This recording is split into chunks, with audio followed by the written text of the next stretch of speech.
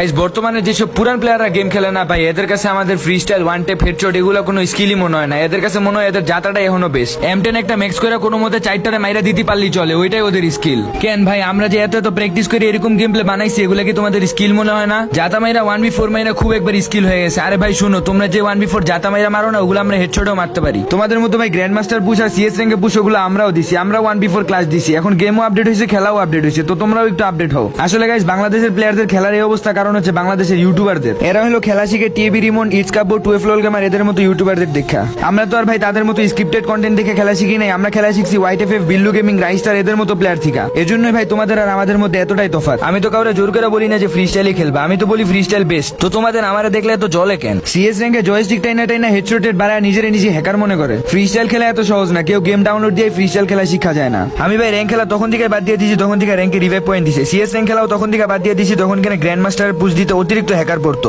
আর পুরান প্লেয়াররা মনে করে আমরা মনে হয় জীবনে এগুলো চোখেই দেখি নাই। শুনো ভাই, তোমাদের সব লেভেল পার করে আমরা এই লেভেলে আসছি। হইতে পারে তোমরা আমাদের আগের প্লেয়ার, বাট তোমরা খেলা শিখছো আমাদের পরে, আর অনেকে তো এখনো খেলাই শিখতে পারো নাই। আমি কখনোই বলি নাই যে আমি সবচেয়ে ভালো খেলি বা আমারে কেউ হারাইতে পারবে না, কারণ আমি জানি বহুত প্লেয়ার আছে যারা আমার চেয়ে অনেক ভালো খেলে। আর যারা এইসব কথা বলো ভাই, তুমি করে বলতেছি এসব আবল তাবল কথা